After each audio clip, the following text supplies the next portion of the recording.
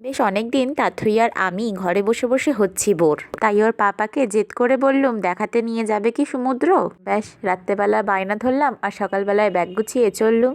ভোর 5টার সময় উঠিয়ে তাথইকে গরম দুধের 4টে বিস্কুট গুলে ঝটপট খাইয়ে নিল। সকালবেলায় বা গরুর দুধ কোথায় পাবো, আর দীঘাতে গিয়েই বা আমাকে কে গরুর দুধ দেবে। তাই ওর পাপা নিয়ে এসছে ন্যানপ্রো নয়, এটা নতুন দুধ ডেক্সোল্যাক। ওই 450 টাকা মতো পড়বে আর কি, ন্যানপ্রোর থেকে সস্তা। খুব ভালো দুধ, তোমরাও ঘুরতে গেলে বাচ্চাদের জন্য এটা নিতে পারো। তো বাইরের কুয়াশা দেখতে পাচ্ছ, বুঝতে পারছো যে ঠান্ডা আসছে আসছে। ট্রেনে উঠে তাতই শোনা বেশ কিছুক্ষণ ঘুমিয়ে নিয়েছে, এবারও জানালা দিয়ে দৃশ্য দেখছে। ট্রেনে উঠে বুকিং না করেই যদি একটা এক্সট্রা সিট পাওয়া যায়, কি আনন্দ না।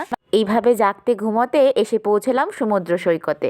তাতইকে নিয়ে আর সমুদ্রে আমরা নামতে পারিনি, চোখ ভরে ওই সমুদ্র দেখলুম। আর ওর পাপা তাজপুরের সমুদ্রে মাছ ধরতে নেমেছে। আমার তাতই সোনা কিন্তু বেশ এনজয় করেছে, স্পেশালি এই গাড়িটায়। আর কি চাই, সমুদ্রের পাড়ে বসে মাছ ভাজা খাওয়ার মজা।